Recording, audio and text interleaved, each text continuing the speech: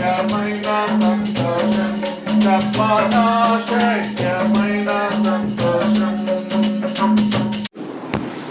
మీకందరకు ప్రభువైన యేసు నామమున వందనములు. ఈ ఉదయకాల సమయమున ప్రభువును ఆరాధించడానికి వచ్చిన నువ్వు నేను కూడా రండి. ఎఫ్ఎస్సీలకు రాసిన పత్రికలో ఒక వచనాన్ని చదువుతాం. చాలా శ్రేష్టమైన సమయం మనకి. అందరికీ ఈ ధన్యత లేదు. మనకి దేవుడు అనుగ్రహించిన ధన్యత కొరకు వందనాలు చెల్లిస్తాం. అపోస్తుడైన పౌలు ఎఫ్ఎస్సీలకు రాసిన పత్రిక 4వ అధ్యాయము 32వ వచనం అందరం కూడా కలిసి చదువుతాం. అపోస్తుడైన పౌలు గారు ఎఫెసీయులకు రాసిన పత్రిక 4వ అధ్యాయము.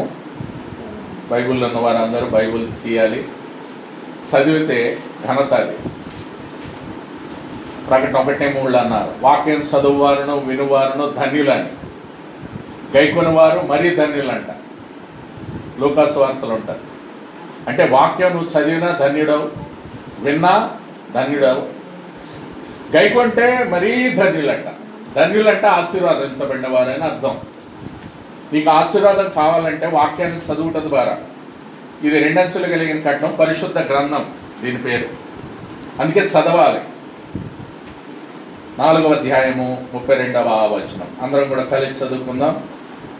ఒకని ఎడల ఒకడు దయగలిగి కరుణా హృదయులై క్రీస్తునందు దేవుడు మిమ్మల్ని క్షమించిన ప్రకారం మీరు ఒకరినొకరు. దేవుడి వాక్యం దీవించినగా. ప్రార్థన. ప్రేమగల తండ్రి, ఈ సత్యవాక్యం కొరకు వందనములు. ఇంతవరకు పాటల ద్వారా సమాజముగా నేను స్తుతించే భాగ్యం మాకు ఇచ్చినారు. చదవబడ్డ లేఖన భాగం కూడా దీవించండి. మీరే మాకు విరిచి పంచిపెట్టండి. మీ మాటలు మాకు వినిపించండి. నీ అంధకార శక్తులు వేసినామను బంధిస్తూ ఉన్నాం. మీరే మాకు స్వేచ్ఛ స్వతంత్రం దయచేయండి. వచ్చిన నీ సన్నిధిని ప్రేమించి వచ్చిన బిడ్డలందరి కొరకు వందనములు. నీ సన్నిధిలో సంపూర్ణమైన సంతోషం ఉన్నది. మీ కుడి చేతిలో నిత్యమైన సుఖాలు ఉన్నాయి. మీ సంతోషం అనుభవించాలని మాకు ఇచ్చిన ఈ సమయం కొరకు వందనాలు. సమయము సద్వినియోగం చేసుకోమన్నారు. అజ్ఞానుల వలె కాక జ్ఞానుల వలె నడుచుకోమన్నారు. అలాంటి జ్ఞానం మాకు దయచేయండి. మేము కూడా మరి చదవబడ్డ లేఖనము దీవించి ఆశీర్వదించమని ముందున్న సమయాన్నంతటిని మీ చేతులకు అప్పగిస్తూ మా ఆరాధన ఆత్మతో సత్యముతో ఆరాధించడానికి సహాయం చేయండి ప్రభువా. మేము ఇలా చేరుట ద్వారా అది నీ నామానికి అది మహిమకరంగాను మాకు అది క్షేమకరంగా దయచేయమని యేసు నామమున స్తుతించి ప్రార్థించి అడిగి వేడుకొనుచున్నాము తండ్రి. ఆమేన్. ఇక్కడ మనము చూసిన భాగంలో ఒకని ఎడల ఒకడు దయగలిగి కరుణా హృదయులై. ఒకని ఎడల ఏముండాలి?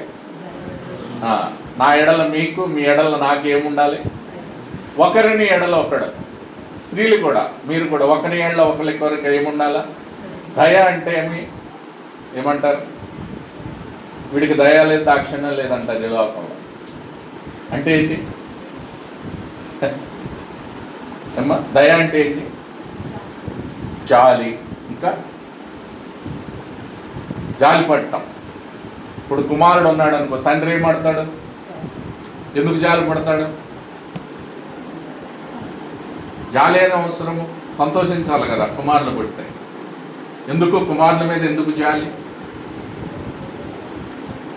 అమ్మా? దయ ఎందుకు? జాలి ఎందుకు? మీరు ఒకని ఎడలో ఒకడు దయగలిగి ఉండమంటున్నాడు దేవుడు. ఒకని ఎడలో ఒకరు దయగలిగి ఉండాలి మొదటి. రెండోది కరుణా హృదయులై. కరుణ అంటే కరుణా కటాక్షం. ఎఫెసీయులకు రాసిన పత్రిక ఇందులోనే 2వ అధ్యాయం చూడండి, 4వ వచనం. అయినను దేవుడు కరుణా సంపన్నుడై ఉండి మనం అపరాధముల చేతను సచ్చిన వారమై ఉండినప్పుడు సైతము మన ఎడల చూపిన తన మహాప్రేమ చేత మనలను క్రీస్తు కూడా. అది కరుణ అంటే. అయినను దేవుడు కరుణా సంపన్నుడు. కరుణా సంపన్నుడు అంటే కరుణ అంటే కూడా కరుణ అన్న కృప అన్న ఇవన్నీ ఒకే మాట కింద వస్తాయి. కృప, ఈ కృప. అందుకే 6వ వచనంలో ఇక్కడ మళ్ళీ బ్రతికించిన దేవుడు ఎలా అంటున్నాడంటే క్రీస్తు కూడా కృపయు చేతనే మీరు రక్షించబడి ఉన్నారు.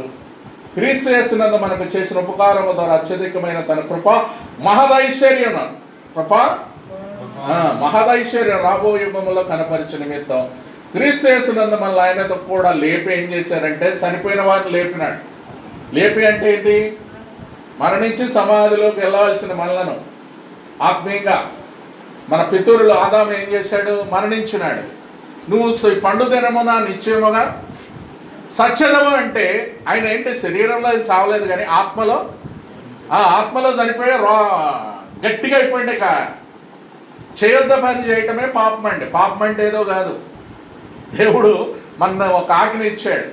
ఆజ్ఞిస్తే ఇది చెయ్యవద్దు అన్నారనుకో, అది చేసి తీరుతాం. అది మానవుడికి ఉన్న లక్షణం. మనం ఏది చేయొద్దు అంటామో, ఇప్పుడు అక్క నీకే చెప్పా, నువ్వెవరికి చెప్పగానే నువ్వు చెప్తావు. నీ మాట అన్నావు, నువ్వు చూడు ఉదయం తెల్లారాల కూరంతా ఎంత తెలుస్తుంది అది? చూడండి, నువ్వెవరికి చెప్పొద్దని నువ్వు ఎప్పుడైతే అంటావు అందరికీ సాటింపేసినట్టే డప్పు కొడతారు ఇక లేచిన కాడి నుంచి.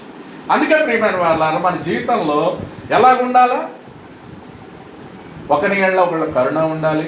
అలాగే దేవుడు మన కరుణా సంపన్నుడై ఉండి మనల్ని ఏం చేశాడంటే ఆయన 1:7 చూడండి, ఇదే అధ్యాయంలో 1:7లో కృపా మహదైశ్వర్యను బట్టి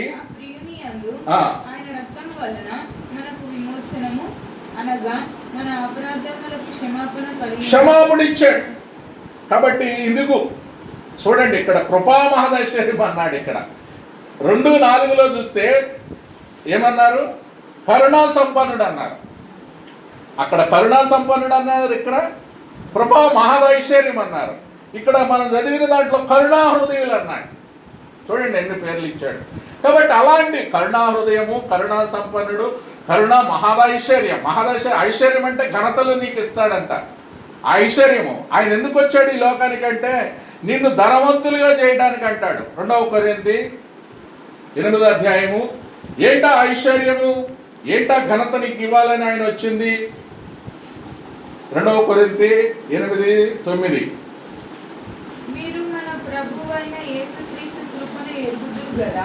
కృపను ఎరుగుదురు కదా, ఆయన ధనవంతుడై ఉండి మీరు తన దారిద్ర్యం వలన ఎవరి నిమిత్తం దరిద్రుడయ్యాడు? మన నిమిత్తం, నీ నిమిత్తం, నా నిమిత్తం. ఆయన ధనవంతుడు, ఆయన రాజులకు రాజు, ప్రభువులకు ప్రభు, ఆయన ప్రిన్స్ ఆఫ్ పీస్, సమాధానకర్త, అధిపతి, సృష్టికర్త. ఆయనకేమి తక్కువేమి. మరి ఆయన అలాంటి మహాదైశ్వర్యం కలిగిన దేవుడు ఎందుకు వచ్చాడు? కరుణా సంపూర్ణ కృపదారి ఈ లోకానికి నీ కొరకు, నీకు నాకు ఐశ్వర్యం ఇవ్వాలని. మనం ఎలాంటి వారు చచ్చిపోతున్నాం, పాపముల చేత, అపరాధముల చేత సచ్చి సమాధికి వెళ్ళడానికి సిద్ధం. ఇలాంటి వారిని బ్రతికించడానికి ఆ దేవుడు ఆ మహిమను వదిలేసి నరవతారిగా కన్యక గర్భమందు 33 సంవత్సరాలు అంటే చూడండి 2025 సంవత్సరాల క్రితం ఆయన భూలోకానికి వచ్చాడు. ప్రియమైన వాళ్ళ, ఆయన రావడానికి కారణం అది. ఆయన ధనవంతుడు, ఆయనకేం తక్కువ లేదు. దేవుడికి ఏంటంటే తక్కువేముంది ఏమా? ఆయనకి అన్న తక్కువ. మరి ఎందుకు ఆయన ఎందుకు రావాల్సి వచ్చింది ఈ లోకానికి? దరిద్రుడికి ఎందుకు రావాలి? పశువుల పక్కల రొచ్చులు ఎందుకు పుట్టాలి? ఆయన అవసరమైంది ఎవరి కొరకు? నీ కొరకు, నా కొరకు. అది గమనించాలా. మానవులు ఎవరు ఇది గమనించట్లేదు. అర్థమైందండి? మనకేదో చేస్తే నీకు ఆయనకేం ఒరిగేదేమి లేదు. నీకు నాకు శాంతి సమాధానం నెమ్మదినివ్వడానికి, సకల ఐశ్వర్యంలో ఘనతలు ఇవ్వడానికి ఆయన ఈ లోకానికి వస్తే ఇవన్నీ ఒట్టు వేసుకుంటున్నారు. ఇవన్నీ వద్దు మాకని తోసేస్తున్నారు. ఇవన్నీ మాకొద్దు అని నెట్టేసి ఈ లోకంలో ఉన్న ఘనతలకు, ఆచారాలకు, అన్నిటికీ ఈ లోకంలో లేని అన్ని తీసుకొచ్చి పెడుతున్నారు. వీటినన్నింటినీ పూజ చేస్తున్నారు. ఇప్పుడు పూజలు చేయటం, ఆరాధన చేయటం, దేవుడు కల్పించిన కల్పనా కథ, వీటన్నింటినీ పూజ చేస్తూ దేవుడు ఏదైతే చెప్పాడో చేయొద్దంటమే పాపం. పాపం అంటే తెలుసా అండి? నేనేం మీరు మంచిగా ఉండొచ్చు, లైసెన్ కార్డు నుంచి పూజ చేస్తూ మంచిగా దేవుడిని హృదయంలో చేసి దండం పెట్టుకోండి, మంచిగా ఉండొచ్చు. అలాగుంటే ఏమీ నేనేం చేయలేదుగా నాకేం పాపం అనుకోవచ్చు. కానీ బైబిల్ చెప్తుంది ఆజ్ఞ అతిక్రమమే 1 యోహాను 3:5. చూడండి, పాపం అంటే ఏంటి? ఆజ్ఞ. ఆయన ఏదైతే చేయొద్దంటే అది చేయటమే ఆజ్ఞ అతిక్రమం. అర్థమైందక్క? ఆ పాపాన్ని వల్ల వచ్చే జీతం ఏంటి? మరణం. మరణం అందరూ మరణించాల. పాపముల చేత మరణం చచ్చిన వారమైండగా క్రీస్తుకు మనలో ఆయనతో కూడా బ్రతికించాడు, జయం ఇచ్చాడు. ఆ జయమైనప్పుడు నువ్వు నేను కూడా ఆ సకల ఐశ్వర్యాలకు ఆశీర్వాదాలకు ఘనతకు కారణమైన ఐశ్వర్యవంతుడైన దేవుణ్ణి ఆరాధించడానికి వచ్చినావు. నీ కూడా ఐశ్వర్యము ఘనత ఇవ్వాలని కోరుతున్నాడు ఆయన. ఆయన ధనవంతుడై ఉండి ఈ లోకానికి దరిద్రుడికి ఈ లోకానికి ఎందుకు? సకల ఐశ్వర్యాలు ఘనతలు నీకు ఇవ్వాలని. నీకు కావాలంటే తీసుకో. ఆయన దగ్గరకు వస్తే ఆయన ఎంత మాత్రమును త్రోసివేయడం. ఆయన దగ్గరకు వచ్చిన వారిని ఆయన ఎంత మాత్రం తోసివేయడం. ప్రయాసపడి భారం వస్తున్న నా యొద్దకు రండి, నేను మీకు విశ్రాంతి అంటే రెస్ట్, పీస్ ఇస్తానని. ఆయన భారం ఏమీ లేదు, మన భారం అంతా ఆయన మీద వేస్తే. అందుకే ఆయన దగ్గరకు వస్తే విశ్రాంతి, నీకు సమాధానం. అందుకే ఆయన ఎలా నడిపిస్తాడు? నిన్ను శాంతి సమాధానాలతో నడిపిస్తాడు, విశ్రాంతితో నడిపిస్తాడు. నా భారము తేలిక, నా కాడి చాలా సులువు. లేట్. ఆయన భారం తేలికంట, చాలా తేలిక నువ్వు ఆయన దగ్గరకు వస్తే. కాబట్టి ప్రియమైన వాళ్ళారా, అలాంటి ఘనతలు మనకి ఇచ్చినాడు, అలాంటి ప్రేమను మనకి ఇచ్చాడు. అందుకే కరుణా హృదయులై. మీరు ఒకరి ఎడల ఒకరికి దయ ఉండాలి. రెండోది కరుణ హృదయం ఉండాలి. కరుణ అంటే కృప అని చూస్తున్నాం. ఒకరి ఎడల ఈ హృదయం ఎలాంటిది అంటే కరుణా హృదయము, కరుణా సంపన్నుడని చూశాం. ఆయన కృపా మహదైశ్వర్యం కలిగిన వాడు. ఆ కృప ద్వారానే నువ్వు నేను రక్షించబడ్డావు. కాబట్టి మన వల్ల కలిగింది లేదు. అందుకే 1 ఎఫెసీయులకు రాసిన పత్రిక 8 అందరూ చదువుదాం. చాలా శ్రేష్టమైన మాట. 2వ అధ్యాయము ఎఫెసీ 8వ వచనం. మీరు విశ్వాసము ద్వారా కృపచేతనే ఉన్నారు. ఇది మీ వల్ల కలిగింది కాదు, దేవుని. అది క్రియల వల్ల కలిగింది కాదు కనుక ఎవడను అతిశయపడ. క్రియల వల్ల కలగలేదు, మన వల్ల కలిగింది పాపమే. మన క్రియలన్నీ మురికి పేలికలు. యెషయా గ్రంథంలో ఉంది, నీతిమంతుడు లేడు, ఒక్కడే లేడు. మన నీతి అంతా మురికి పేలికలే. కాబట్టి అలాంటి మురికిని, ఆ మురికితో ఉంటే ఈ లోకంలో ఎవరైనా తీసుకుంటారక్క? శరీర శుద్ధికి సోపులు, చాలా సర్పులు, హ్యాండ్స్ వాష్ చేసుకోవడానికి శానిటైజేషను, కరోనా పద్దాక రుద్దుకోవాలంట హ్యాండ్స్ శుద్ధి చేసుకోవడానికి. అంటే చూడండి, మరి బట్టలోకి సబ్బు, రిన్ను, సర్పు, ఈ అన్నిటికీ బయట అంతా శుద్ధి చేస్తున్నాం. బట్టలు లేచిన కాడ నుంచి మురికెళ్తుందో కొంతమంది 2 సార్లు స్నానం చేస్తారు, 3 సార్లు కూడా చేర్చుకోవడం ఉన్నారు. మంచిదే, నేను శుద్ధి చేసుకుంటాం. మరి లోని సంగతి ఏంటి? What about inner side? నీ అంతరంగం ఏంటి? ఎలాగుంది హృదయం? అందుకే అక్కడ అన్నారు కరుణా హృదయులే. హృదయమే. ఇప్పుడు హృదయం అంటే కరుణా హృదయం కలిగి ఉండాలని మనం చూస్తున్నాం. హృదయం ఎలాంటిది అమ్మా? చూడండి ఎక్కడుందా మాట? ఇర్మియా. వెరీ గుడ్, తీపెట్ట చదువు. 17:9 ఇర్మియా గ్రంథం. చూడండి ఈ హృదయము, ఆ కరుణా హృదయం లేకపోతే ఈ హృదయం ఎలాంటిదో చెప్తున్నాడు ఇర్మియా. హృదయము అన్నిటికంటే మోసకరమైనది, ఘోరమైన వ్యాధి ఉందంట, జబ్బు ఉంది అందులో. దాన్ని గ్రహించగలవాడు ఎవరు లేరు, హృదయాన్ని గ్రహించేది. కాబట్టి ప్రియమైన వాళ్ళారా, ఇలాంటి హృదయము అన్నిటికంటే మోసకరమైనది, అది ఘోరమైన. దాన్ని గ్రహించేవారు ఎవరి వల్ల కాదు. నీ భర్త నిన్ను గ్రహించలేడు, నీ భార్య నిన్ను గ్రహించలేదు, నీ పిల్లలు గ్రహించలేదు. హృదయాన్ని గ్రహించే వాళ్ళు ఈ లోకంలో ఎవరు లేరు. అందుకే అది మోసకరమైంది, అది ఘోరమైన వ్యాధి, జబ్బు ఉంది అందులో.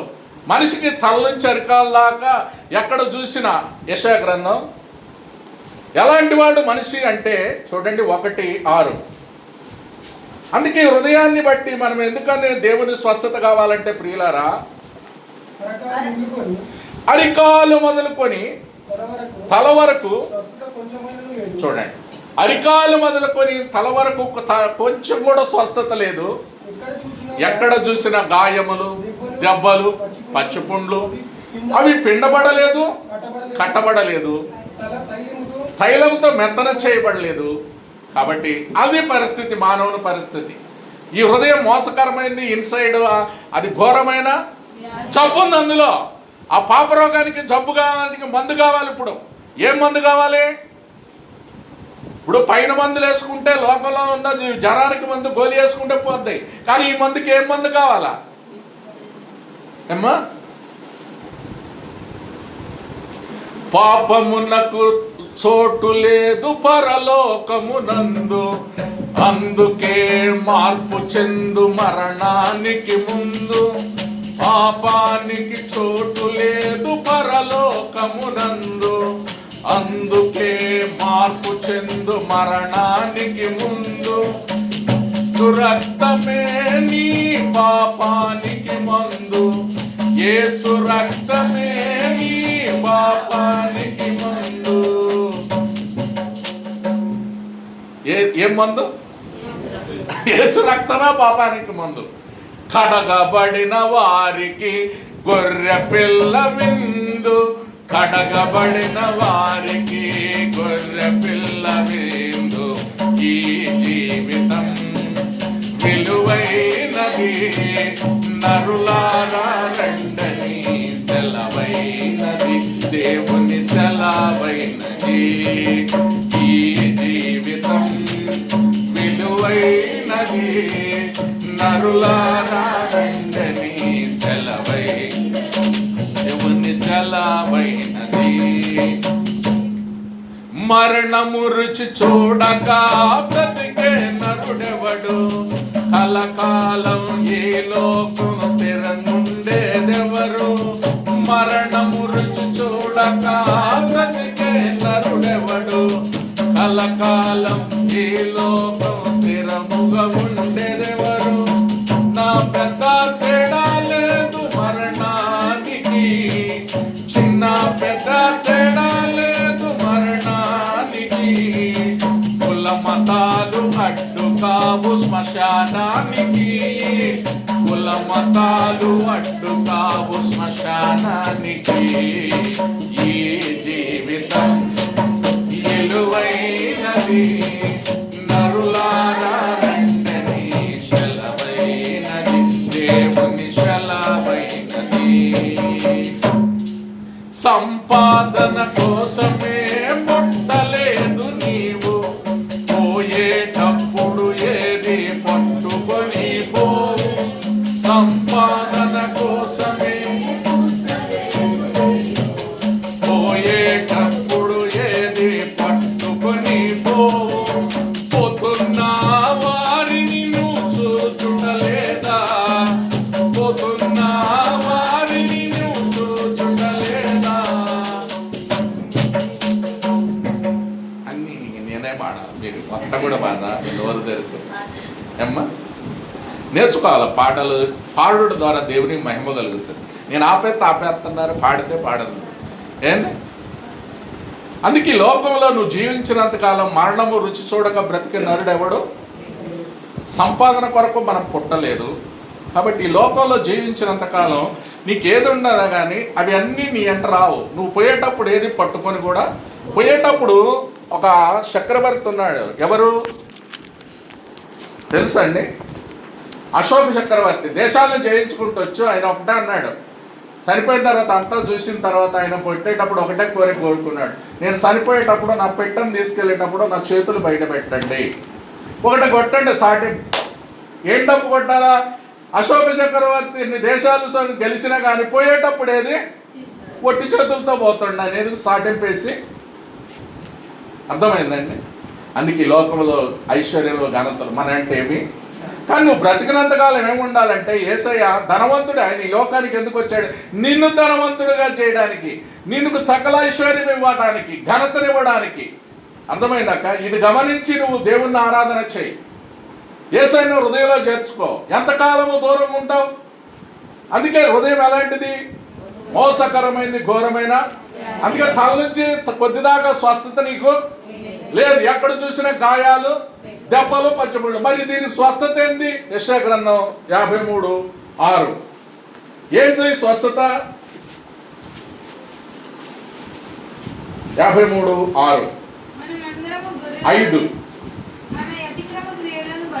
మన అతిక్రమ క్రియలను బట్టి అతడు గాయపరచబడెను, మన దోషములను బట్టి నలగొట్టబడెను, మన సమాధానార్థమైన శిక్ష అతని మీద పడెను. అది మనకి ఎట్టగలుగుతుంది స్వస్థత? నీకు నాకు స్వస్థత ఎలా? ఈ పాప రోగానికి మందు లేదు.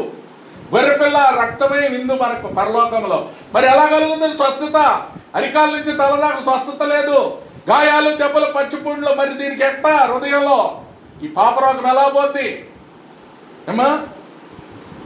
మన అతిక్రమాల కొరకు అతడు గాయపరచబడెను, మన దోషముల కొరకు నలగొట్టబడి అతడు పొందిన దెబ్బల చేత మనకు. నీకు స్వస్థత కావాలంటే అతడు పొందిన దెబ్బల చేతే మనకు స్వస్థత కలుగుతుంది. ప్రియమైన వారలారా, ఆ దెబ్బల చేత యేసయ్య రక్తము యోహాను 1:6 ఉంది.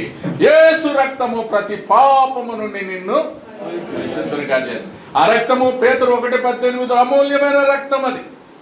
అది గొర్రెపిల్ల క్రీస్తు రక్తం. ఆ రక్తముతో నిన్ను నన్ను విమోచించి విలువ పెట్టి కొనుక్కున్నాడు. మనం విలువ పెట్టి కొనబడ్డ వారం. నువ్వు ఆజ్ఞాని మనుషులు కాదు. నీకేమి రాకపోవచ్చు, నీకు చదువు లేకపోవచ్చు, అందసందాలు లేకపోవచ్చు, కానీ నువ్వు విలువ పెట్టి నిన్ను కొనుక్కున్నాడు దేవుడు. నువ్వు చాలా ఆజ్ఞాని మనుషులు కాదు, నాదేముంది అనకు. నువ్వు దేవునికి చాలా ప్రశస్తమైన వారు. 1 కొరింథీ చూడండి ఎలాంటి పరిస్థితి వచ్చిందో నీకు. 1 కొరింథీ. అందుకే దాన్ని బట్టి నువ్వు ఘనత. 1 కొరింథీ 6:19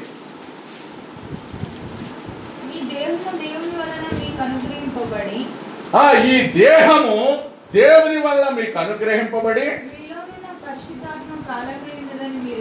ఎరగరా? మీరు మీ సొత్తు కారు. చూడండి, మీరు మీ సొత్తు కాదు, విలువ పెట్టి కొనబడిన వారు కనుక ఈ దేహాలతో ఇప్పుడు ఏం చేయాలి? మనం మయపరచాలంటే ఏం చేయాలి? దేహముతో. ఈ పాపరోగము తీసివేసినావు ప్రభువా, నీకు స్తోత్రం. నా పాపాలు కడిగినావు రక్తంతో, వందనములు. నా కఠిన హృదయాన్ని తీసివేసినావు. నా పాప హృదయం మోసకరమైంది. ఈ లోకంలో ఉన్నదంతా ఎలాంటిది? హృదయము మోసకరమైంది, ఘోరమైన వ్యాధి. నా జబ్బును తీసేసావు, వ్యాధిని తీసేసావు, నా పాపాన్ని తీసేసినావు. నీకేం చేయాలి ప్రభువా? ఇది ప్రభువుకి ఆరాధన చేయాల్సింది. ఆరాధన అంటే ఏం కాదండి. ప్రభువుకి ఆరాధన అంటే ఇదే. నా పాప రోగాన్ని తీసివేసి ఆ పరిశుద్ధుడు. ఎవరు నీకు ఈ లోకంలో రక్షించలేరు. అందరి రక్తం పాప రక్తమే. ఈ లోకంలో ఎడ్ల రక్తము, గొర్రెల రక్తం, మేకలను అర్పిస్తారు. ఎందుకంటే బైబిల్ చెప్తుంది రక్తము చిందించకుండా పాప క్షమాపణ. మరి ఎడ్లు ఏం చేసినాయి? గొర్రెలు ఏం చేసినాయి? మేకలు ఏం చేసినాయి? కోళ్ళు ఏం చేసినాయి? పాప వాటి నోరు లేదు కదా, వాటికి ఆత్మ లేదు కదా. జంతువులకు ఆత్మ లేదు. మానవుడికే ఆత్మ, శరీరం, ప్రాణం మూడిచ్చాడు. మరి దేహముతో దేవుని నువ్వు మహిమపరచాలంటే నీ హృదయమే దేవునికి ఆలయమని బైబిల్ చెప్తుంటే నువ్వేం చేస్తున్నావు? ఈ హృదయాన్ని అంతా నీ ఇష్టానుసారంగా జీవిస్తుంటే లేచిన కాడ నుంచి నిన్నే సంతోష పెట్టుకోవటమేనా? నీ హృదయం నిన్నే దేవుడికి అన్న ఘనత ఇస్తున్నావు. నన్ను కనపరచు వారిని నేను. నువ్వు ఏసైని కనపరచు. ఏసై కొరకు నువ్వు గిన్నెడు నీళ్ళు ఇస్తే ఊగిపోదంట. నువ్వేం చేయాల్సలే, గిన్నెడు నీళ్ళు ఇచ్చినది నీకు రాయబడుతుంది. నీ కొరకు నువ్వేం చేసుకున్నా రాదు, కానీ దేవుని కొరకు నువ్వు చేసేది నిత్యత్వంలో నిలిచి ఉంటుంది. ప్రియమైన వాళ్ళారా, అది గుర్తుపెట్టుకోండి. దేవుడు ఎవరికి రుణస్థుడు కాదు. ఆయన అన్యాయం చేయటకు నరుడు కాదు. ఆయనలో పాపము లేదు. ఆయన పరిశుద్ధుడు.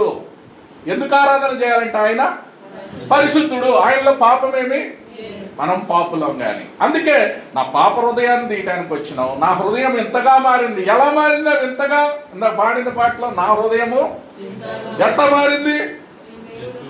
యేసు వచ్చుడు ద్వారా. ప్రైజలా. కాబట్టి యేసై లేకపోతే జీరో, యేసై ఉంటే అంత సంతోషాన్ని బట్టి. ఇంకొకటి యెషయా గ్రంథంలో ఒక మాట చూడండి. ఎందుకంటే హృదయాన్ని బట్టే. ఈ హృదయంలో ద్వేషం పెట్టుకొని, కపడం పెట్టుకొని చాలా మంది జీవిస్తారు ప్రియులారా. 29 యెషయా గ్రంథం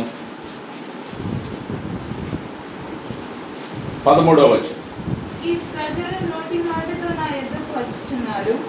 ఈ ప్రజలు నోటి మాటలతో నా యొద్దకు వచ్చుచున్నారు,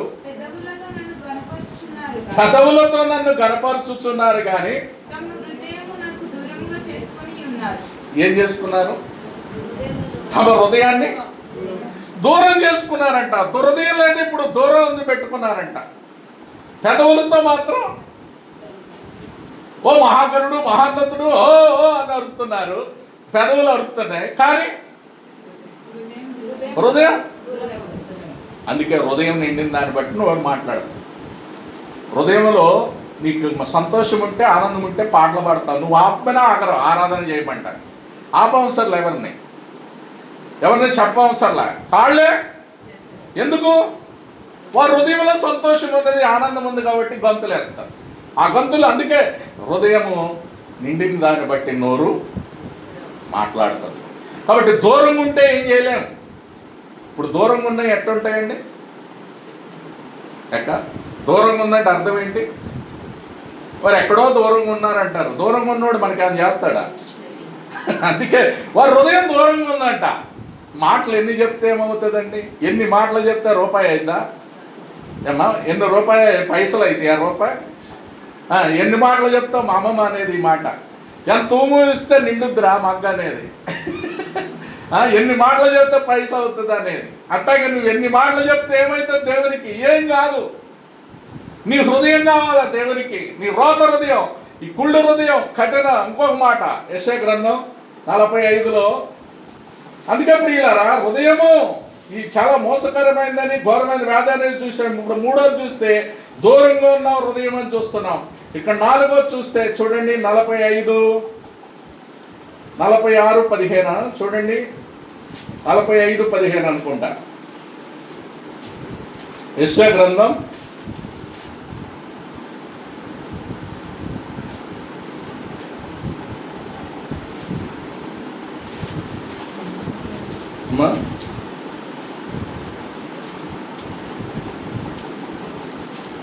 46, 12.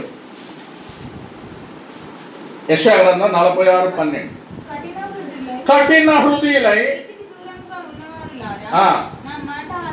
చూడండి కఠిన హృదయులు అంట. కఠినం అంటే బండ, రాయి. వాడు హృదయం రాయి అయిపోయింది రా అంటారు. కఠినం అయిపోయింది రా, ఈడు కఠినుడు అంటారు. కఠికుడు అని ఎందుకంటారు? వాడికి దయ లేదు, దాక్షిణ్యం లేదు, ఊరికే చంపటమే. లేచిన కాడ నుంచి మనుషుల్ని ఏం చేస్తుంటాడు?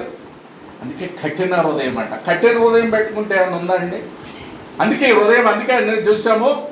మొట్టమొదటిది కరుణా హృదయులై దయగలిగి ఉండాలని. రెండోది మోసకరమైంది ఘోరమైన దాంట్లో జబ్బు ఉంది, ఇది నెగిటివ్ది. ఇప్పుడు మనం చూసేది నెగిటివ్ థింగ్స్. నెగిటివ్ అంటే వ్యతిరేకం. హృదయానికి మంచి హృదయం, కరుణా హృదయం వేరు, ఈటికి హృదయం వేరు. కరుణా హృదయంలో ఏముంది? కరుణ మహదైశ్వర్యం ఉంది, ఘనతలు ఉన్నాయి, ఐశ్వర్యములు ఇస్తున్నాడు, నిన్ను పాపము నుండి రక్షించేది, క్షేమం ఇచ్చేది, శాంతి సమాధానం ఇచ్చేది కరుణ. దానికి ఆ వ్యతిరేకం కఠిన హృదయం మోసకరం, దూరంగా ఉంది. ఇలాంటివన్నీ వ్యతిరేకం. ఈ వ్యతిరేకంగా జీవించినందువల్ల ఎవరికి నష్టం? అమ్మా, మనకే నష్టం, నాకు నష్టం. అందుకే వ్యతిరేకంగా, దేవునికి వ్యతిరేకంగా నుండి మనం ఏమీ చేయలేం. అందుకే హృదయంలో నుండి ఏమొస్తాయి? మార్కు సువార్త చూడండి 7వ అధ్యాయము. ఈ హృదయంలో నుండి ఏమొస్తాయో చెప్తున్నాడు. అందుకే ఆ హృదయంలో అలాంటివి ఉంటే నువ్వు జీవనంలో శుద్ధి చేసుకో ప్రియుడా. ఈరోజే ప్రభువుని, ఆ రోత హృదయంతో ప్రభువుని ఆరాధన చేయకూడదు. మన హృదయం శుద్ధి చేసుకొని మన మార్కు సువార్త 7:21 లోపల నుండి అనగా మనుషుల హృదయంలో నుండి ఏమొస్తున్నాయండి? దురాలోచనలు ఒకటే. హృదయంలో నుండి జారత్వములు, దొంగతనములు, నరహత్యలు, వ్యభిచారములు, లోపములు, చెడుతనములు, కృత్రిమమును, కామ వికారమును, మత్సరమును, దేవదూషణయు, అహంభావమును, అవివేకమును వచ్చును. ఈ చెడ్డవన్నీ లోపల నుండి బయలు వెళ్ళి ఏదంటే మనిషిని అపవిత్రపరిచేది. బయట నుంచి వచ్చేది ఏదో అపవిత్రపరచదు మనిషిని. లోపల నుండి వచ్చాయే, లోపల నుండి ఏంటి అనగా ఇక్కడ చెప్తున్నాడు. మనిషిని లోపల నుండి అనగా మనిషి హృదయంలో నుండి దురాలోచనలు. హృదయంలో నుండి ఏమొస్తాయి? చెడ్డ ఆలోచనలు వస్తాయి. 2 జారత్వంలో. పెళ్లి కాకముందు చేసే ఈ పాపాన్ని జారత్వం అంటారు స్త్రీ పురుషులు. జారత్వం పెళ్లి కాకముందు చేసేది, పెళ్ళయ్యాక చేసేది వ్యభిచారం అంటారు. పెళ్ళైనాక భార్యాభర్తలు తమ యొక్క ఇష్టానుసారంగా తన పురుషుడిని వదిలేసి స్త్రీ చేస్తుంది, స్త్రీ వదిలేసి దీన్ని వ్యభిచారం అంటారు. ఇక్కడ జారత్వమును పెళ్లి కాకముందు చేసేది జారత్వం అంటారు. అందుకే ప్రియులారా, ఈ హృదయంలో ఎలాంటివి ఉన్నాయంట? జారత్వములు, దొంగతనాలు. దొంగతనం కూడా దొంగతనం చేస్తారు. తర్వాత నరహత్యలు, హత్యలు, చంపుతారు మనుషుల్ని కత్తులతో. కత్తులతో పొడిచేది వేరు, మనుషులు మాటలతో కూడా పొడుస్తారు కొంతమంది. ఏం మాటలు? సామెతలు 12-18 చూడండి, ఏం మాటలు మాట్లాడతారు వాళ్ళు. 12వ అధ్యాయము సామెతల గ్రంథం.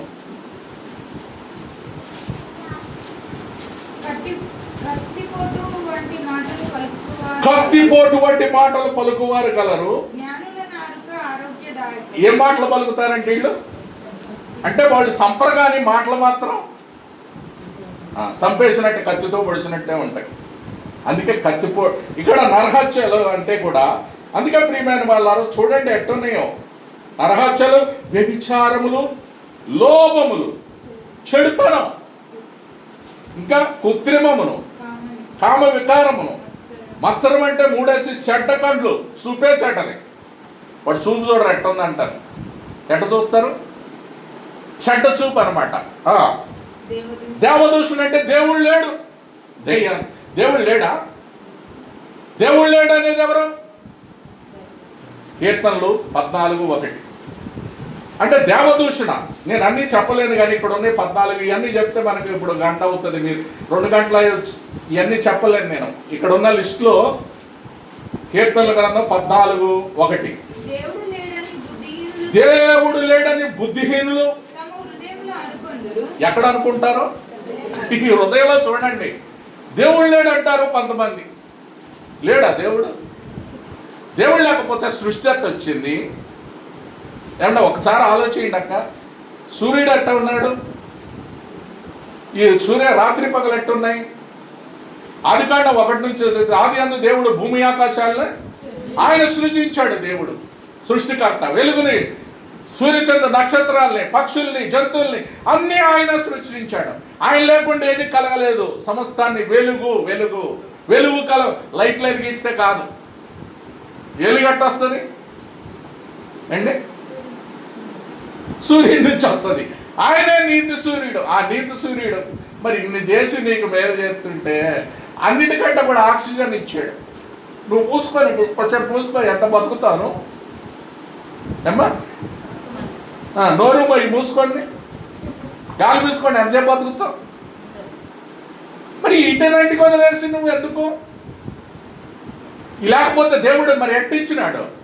ఇప్పుడు కరోనాలో ఉంది, ఆక్సిజన్ పెడితేనే బతుకుతాం అన్నాడు. కోట్లు పెట్టినా, లక్షలు పెట్టినా బతకలే. బాలసుబ్రహ్మణ్యం కోటేశ్వరుడు, ఆయన 4 రోజులు ఉన్నాడు, బతికాడా? కోట్లన్నీ తీసుకొచ్చి రోడ్డు మీద పోస్తున్నారు. డబ్బు అంతా ఇడ్లీలు అయితే ఆ డబ్బు నిన్ను రక్షించదు. నీ అందసందాలు రక్షించావు. ఒకసారికి వచ్చిన ఆస్తి నిన్ను ఉగ్రత నుంచి కాపాడదు. కాపాడే దేవుడు. అందుకు నేను అనేది, దేవుడు లేడని ఎవరు అనుకుంటారు? బుద్ధిహీనులు అనుకుంటారు. మరి మనం ఎవరు అమ్మా? ఇప్పుడు దేవుడు బుద్ధిహీనులు అంటే దేవుడు లేడు అంటారు. మనమందరము ఇక్కడికి వచ్చినాము దేవుని సన్నిధికి అంటే మనమెవరము? బుద్ధిమంతులం. అది ప్రైజ్ అలాట్. మనమందరం ఎవరము? బుద్ధిమంతులం. కాబట్టి దేవుడు ఉన్నాడు అంటున్నాం. దేవుడు ఉన్నాడు. ఎబ్రీయులకు రాసిన పత్రిక 11:6. ఎవరు ఉన్నాడని వస్తే నీకు కలిగే ఉపయోగం ఏంటి? 17:11:6. అసాధ్యము. చూడండి, దేవుని యొద్దకు వచ్చువాడు ఆయన ఉన్నాడని నమ్మాలి కదా. నువ్వు దేవుని యొద్దకు వచ్చినాం మనం, ఊగట్ట కూర్చుంటే కాదు. దేవుని యొద్దకు వచ్చేవాడు ఆయన ఉన్నాడని, దాన్ని వెతుకారు, ఫలము నాకు ఇస్తాడు, ఫలం ఇస్తాడని నీ హృదయంలో ఏం చేయాలా? నమ్మాలి. నమ్ముట, అది విశ్వాసం ఉంచాలి. విశ్వాసం లేకుండా దేవునికి ఇష్టడై ఉండుట అసాధ్యమండి. అందుకే ప్రియమైన వాళ్ళరా, ఈ హృదయంలో నేను దేవుడు లేడని కొంతమంది అనుకుంటారు. దేవుడు వాళ్ళందరూ ఎవరు? బుద్ధిహీనులన్నీ బైబిల్ సెలవిస్తుంది. దేవుడు లేడనేడు ఫూలిష్ అంటే బుద్ధిహీనులని అర్థం. కాబట్టి మనము దేవుడు ఉన్నాడని నమ్ముతున్నాం. అందుకే హృదయంలో చూసాం ఇలాంటివన్నీ హృదయంలో నుండి వస్తున్నాయి. దేవదూషణ అనేది దేవుడు లేడనేవారు. ఇంకేం మాట్లాడమ్మా? అహంభావము అవివేకమును వచ్చును. అహంభావం కొంతమందికి, నా అంత అందగత్త లేదు, నా అంత అందగాడు లేడు అంటారు. నాకున్న ఆస్తి చూడు, నాకున్నది చూడ, ధనవంతుడిలాగా నా కొట్టు నా ఆస్తి అంటాడు. ఆస్తి అంతా ఏమవుతుంది? ఓ వెర్రివాడ, ఈ రాత్రి పోతే ఏమవుతుంది నీ ధనం? ప్రాణం పోతే ఏమవుతుంది అన్నారు. నీ ఏమేమిటో వస్తుందా? ఏమీ రాదు. వస్తా ఏమీ రాదు, పోదా ఏమీ. అందుకే బ్రతికినంత కాలం శాంతి సమాధానాలతో బతుకు, దేవుడికి ఇష్టడుగా బతుకు. అది దేవుడు కోరేది. అంతేగాని నీ అంతా ఏమి. అందుకే అహంభావం ఉండకూడదు, అవివేకం, ఇవన్నీ లోపల నుండి వస్తాయి. 14 రకాలు ఈ లిస్ట్ ఉంది. ఈ లిస్టులో ప్రియమైన వాళ్ళ ఏదన్నా ఉంటే తీసేసుకో.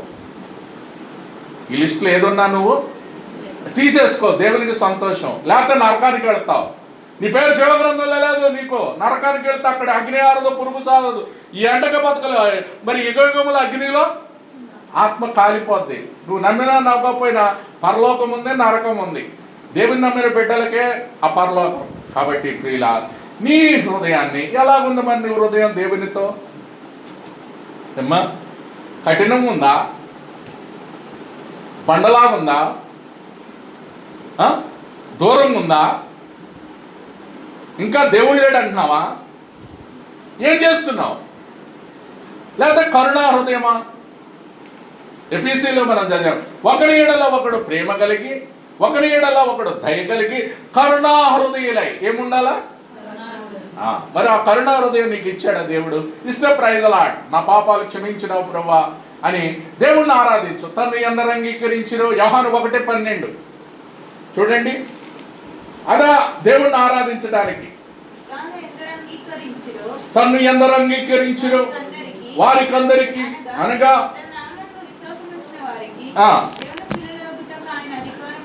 ఏమిచ్చాడు? దేవుని పిల్లలకు. దెయ్యం ఉండవాళ్ళని, దెయ్యంలో ఇష్టానుసారంగా తిరుగుతుంటే దేవుడు లేడు అని దెయ్యంగా ఉన్నవాడిని ఏం చేశారు? దేవుని కుమారులు చేశాడు. అర్థమైందక్క? దెయ్యాన్ని దేవుడిగా మార్చాడు, శాపాన్ని ఆశీర్వాదంగా మార్చినాడు. నీవు శాపానికి పాత్రడం, నరకానికి పాత్రడం, ఆశీర్వాదం ఇచ్చినాడు. మరి ఈ ఆశీర్వాదం కొరకు, పరలోకం కొరకు ఆశీర్వాదం. కాబట్టి ఆ శాపాన్ని తీసివేసినావు ప్రభువా. కాబట్టి నన్ను నీ కుమారుడిగా చేసుకున్నావు, అందుకు నీకు వందనాలు. ఆ కుమారుడిగా అయితే నువ్వు ఆరాధన చేయాలి. అందుకే 1:12 తన్ను ఎందరు అంగీకరించిరో వారికి అందరి కనుక తన నామందు విశ్వాసం ఉంచిన వారికే దేవుని పిల్లలగుటకైన. కాబట్టి నీ హృదయంలో దేవునికి అధికారం ఇస్తే ఆయన నీ కుమారునిగా చేసుకుంటాడు, కుమార్తె అవుతావు. ఈ లోకంలో తండ్రి ఏం చేస్తాడు? కుమారుల్ని ఏది కావాలంటే ఇస్తాడా లేదమ్మా? నీకేది కావాలంటే అది అడుగుతావు. అడగరా బేట? ఏది కావాలంటే నానా ఇదంటే ఇస్తాడు. నువ్వు వాడక ముందే ఇస్తాడు. అది దేవుల్లో ఉన్న గొప్పతనం. తండ్రి. మరి నీకు ఆయన తండ్రి అయ్యాడా? ఆ పరలోకపు తండ్రి నీకు తండ్రి అయ్యాడా? ఓ పోతే ఇప్పుడన్నా యేసు నా హృదయంలోకి రానాయన, నువ్వే నా తండ్రివి, నీ కుమారుడిగా చేసుకొని నీ రక్తంతో నా పాపం కడుగంటే దేవుడు కడుగుతాడు, శుద్ధీకరిస్తాడు. నీ పేరు జీవగ్రంథంలో, ఇక నీకు శిక్ష లేదు, పరలోకంలో ఉంటాం. అది ఆ హృదయం వచ్చిన వాడికే కరుణా హృదయం ఉంటుంది. లేకపోతే బండ. అందుకే కరుణా హృదయం అంటే యెహెజ్కేలు 36:26. ఆ హృదయం నీకు కావాలంటే దేవుని సన్నిధిలో నువ్వు అడగాల. అడగని అమ్మాయిని అన్నం పెట్టదంట, నువ్వు అడుగు. 36:26 యెహెజ్కేలు.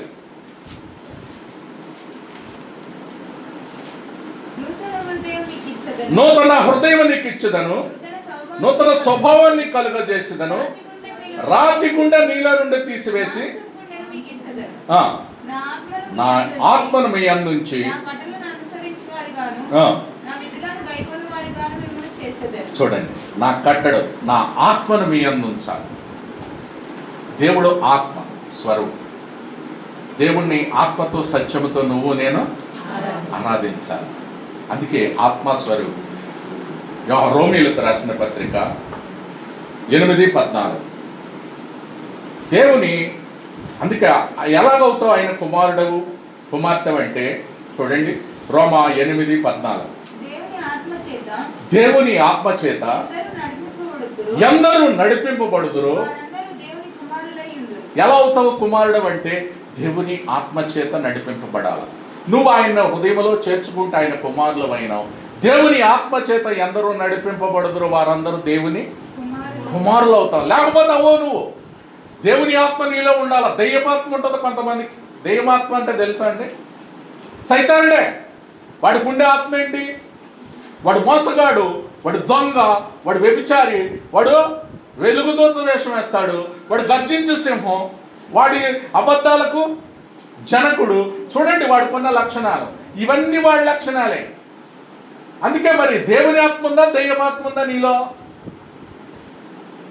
అమ్మా, అందుకే యెహెజ్కేలు 36:26లో ఎట్టొస్తుంది దేవుని ఆత్మ?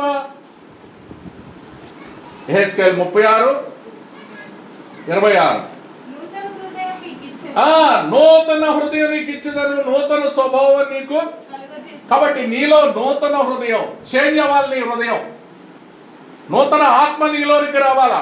దేవుని ఆత్మ నీలో ఉంటే పరిశుద్ధాత్ముడు ఆ పాప స్వభావాన్ని తీసివేసి నూతన స్వభావం వస్తుంది, నూతన హృదయం వస్తుంది. అది ఆ నూతన హృదయం వస్తే అది కఠిన హృదయాన్ని మార్చేసి ఆ కఠిన హృదయం తీసేసి, దేవుడు చాలా ప్రశస్తమైన వాగ్దానం ఇది, కఠిన హృదయాన్ని తీసివేసి నూతన హృదయాన్ని దేవుడు నీకిస్తాడు.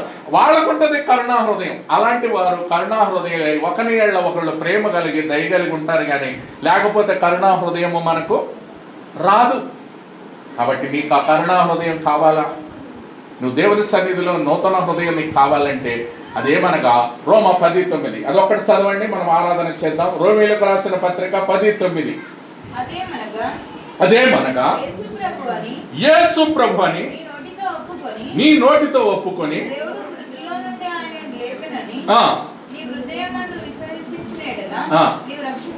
అది గొప్ప రక్షణ. ఎట్లా రక్షించబడతాం? అదేమనగా యేసు ప్రభు అని నోటితో ఒప్పుకోవాలి. యేసు అనగా రక్షకుడు. తన ప్రజలను వారి పాపముల నుండి ఆయనే రక్షించును కనుక ఆయనకు యేసు అని పేరు పెట్టారు. యేసు అని, ప్రభు అని నీ హృదయంలో విశ్వాసం ఉంచాల. విశ్వాసం ఉంచి ఆయన మృతులలో నుండి తిరిగి లేచాడని నీ హృదయంలో, అది రక్షణ అంటే. అర్థమైందక్క? ఏదో కాదు. అదేమనగా యేసు ప్రభు అని నోటితో ఒప్పుకొని ఆయన మృతులలో నుండి తిరిగి లేచాడని నీ హృదయమందు విశ్వాసం ఉంచితే రక్షించబడతావు. అది ఆత్మ మూలంగా జన్మించడం అంటే. కొత్త ఆత్మ, నూతన ఆత్మ అంటే అదే. నీ హృదయంలో విశ్వసించాల. యేసు ప్రభు అని నా పాపముల కొరకు చనిపోయినాడు, సమాధి చేయబడ్డాడు, తిరిగి లేచాడు. నీ కాళ్ళతో చేసిన పాపాల కొరకు, చేతుల్లో చేసినందుకు, హృదయంలో ఆలోచించినందుకు, తలతో ఆలోచించే ముళ్ళ కిరీటం, రక్తమంతా ధారలో ఇచ్చాడు ప్రభు. అమూల్యమైన రక్తం కార్చినావు, నీకేమివ్వాలని నీ హృదయంలో విశ్వసించి నా కొరకు చనిపోయినావు, సమాధి నుండి తిరిగి, అందుకే పాపం మీద మరణం మీద విజయాన్ని ఇచ్చినాడు. విజయ గీతాలు పాడాలి. ఇప్పుడు ఏం గీతాలు? మరణం మీద విజయం ఇచ్చినావు. నన్ను చనిపోయిన మన ఆదాము, మొదటి ఆదాము ఆజ్ఞ దగ్గర నుంచి పాపము సరిపోయి అబద్ధాలు ఆడేవాడి చనిపోయినాడు. కానీ కడపటి ఆదామైన యేసు ప్రభు నన్ను ఏం చేశాడు? మృతులలో నుంచి తిరిగి లేచి మనలను బ్రతికించినాడు. అది నిత్య జీవం ఇచ్చినాడు. ఆ నిత్య జీవం కొరకు, ఆ పాప క్షమాపణ కొరకు, సమాధానం కొరకు నా హృదయంలో కలిగించిన ఆనందం బట్టి, వీటన్నిటిని బట్టి ప్రభువును మనము నోటితో, నీ నోటితో నువ్వు ఒప్పుకోవాలి. అదేమనగా యేసు ప్రభువుని నీ నోటితో నువ్వు ఆరాధన చేస్తే రక్షణ వస్తుంది. నీ నోటితో నువ్వు చేయకుండా రాదు. చూడండి 10 అక్కడ 8వ వచనం. అదేమి చెప్పుచున్నది? వాక్యము నీ యొద్దను, నీ నోటను. ఎక్కడుంది? నీ యొద్దను, నీ నోటను, నీ హృదయం. 3 విధాలుగా ఉంది వాక్యం. నీ యొద్ద ఉంది, నీ యొద్దకు వచ్చింది. ఇప్పుడు దాన్ని తోసివేస్తే నేనేం చేయలేను. నీ నోటితో చెప్పాలా? నీ నోటిలో, నీ హృదయంలోనున్నది విశ్వాస వాక్యం. ఏం వర్డ్ అది? Faith word. విశ్వాసం అంటే అది. నమ్మడం, హృదయంలో నమ్మడం. ఫెయిత్ అంటే తెలుసక్క,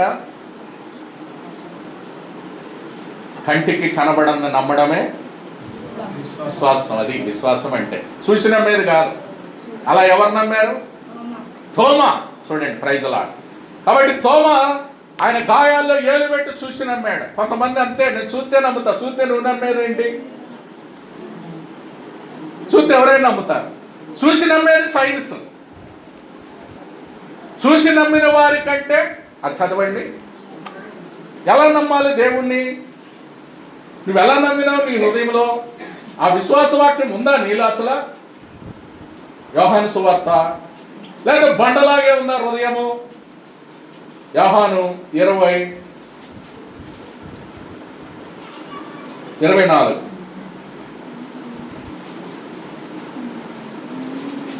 యేసు వచ్చినప్పుడు 12 మందిలో ఒకడైన దిదుమనమైన తోమ వారితో, కనుక తక్కిన శిష్యులు మేము ప్రభువును సూచితమని అతనితో చెప్పగా అతడు, నేను ఆయన చేతులలో మేకులు గుర్తును చూసి నా వ్రేలు ఆ మేకులు గుర్తుల్లో పెట్టి నా చెయ్యి ఆయన ప్రక్కలో ఉంచితేనే కానీ నమ్మనే.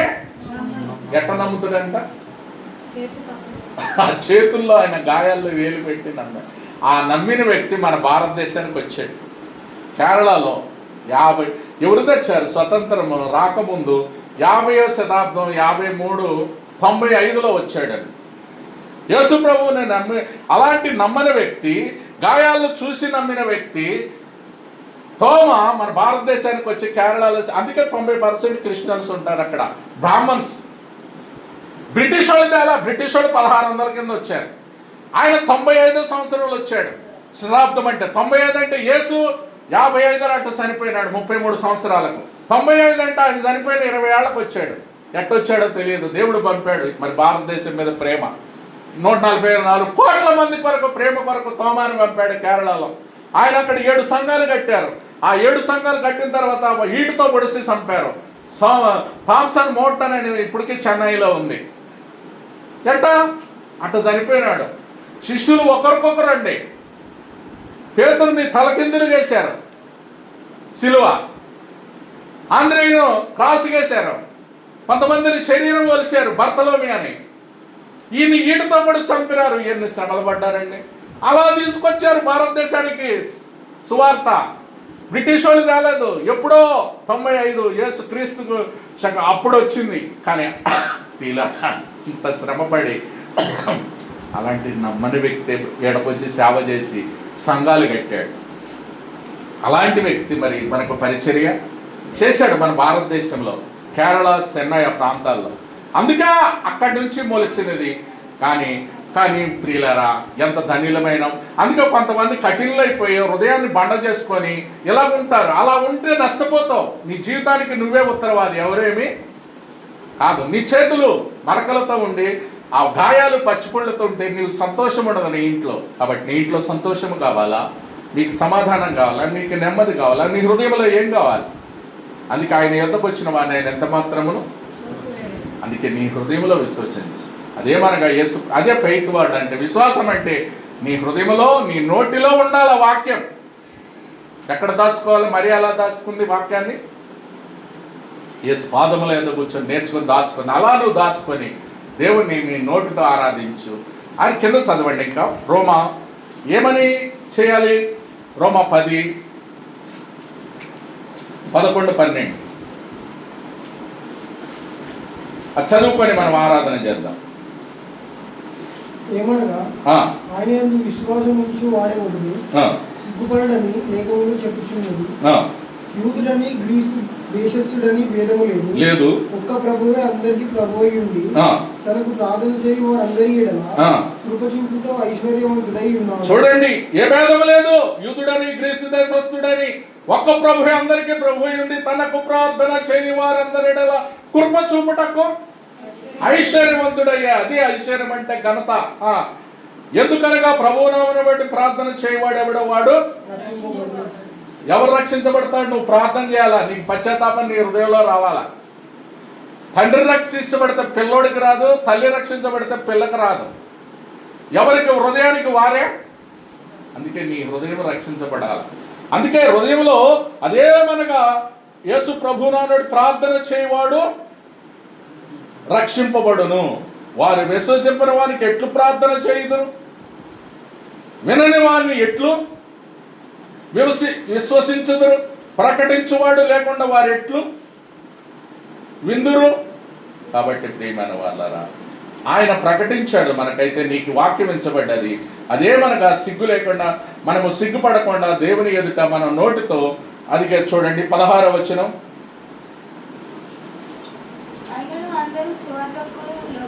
లోబడలేదు, మేము తెలియజేసిన సమాచారం ఎవడనో నమ్మాను అని యెషయాను చెప్పుచున్నాడు కదా. కాగా వినుట వలన, వినుట క్రీస్తుని గూర్చిన. కాబట్టి ఎట్టగలుగుతుంది విశ్వాసం? వినుట వలన. విన్నావు కదా, ఇప్పుడు విశ్వాసం వినుట వలన కలుగుతుంది.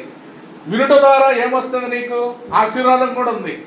ఈ వాక్యం చదువువారు వినువారు ధన్యులు, అది కూడా ఆశీర్వాదమే. నువ్వు చదివిన ధన్యుడు, విన్న ధన్యుడు, గైకొంటే మరీ ధన్యులు, మరీ అంటే ఇంకెక్కువ అనమాట. మరి నువ్వు ఏ విధంగా నీకు ఆశీర్వాదం ఉందో నాకు తెలియదు కానీ ప్రియుడా, కాబట్టి నీ నోటితో ఒప్పుకొని నీ ప్రభు అని నీ నోటితో నువ్వు ప్రార్థన చేస్తే అట్టొచ్చుతుంది రక్షణ. అందుకే నా కుమారులుగా అయ్యాం, పరిశుద్ధాత్మను మనలో పెట్టాడు గొప్ప దేవుడు. అందుకే ఎఫెసీయులకు రాసిన పత్రిక 4 ఆ వచనం చదువుకొని మనము ఆరాధన చేస్తాం ప్రియులారా. చాలా శ్రేష్టమైన వర్సు 4:20-32 అందరం కూడా చదువుకుందాం. ఒకని ఎడల ఒకడు దయ కలిగి కరుణాహృదయులై క్రీస్తునందు దేవుడు మిమ్మల్ని క్షమించిన ప్రకారం మీరు ఒకరినొకడు, చూడండి, మీరు ఒకని ఎడల ఒకడు దయ కలిగి కరుణాహృదయులై ఉండాలని ప్రభునామమున మీకు మనవి చేస్తున్నాం. రండి, ప్లేస్ నిలబడదాం.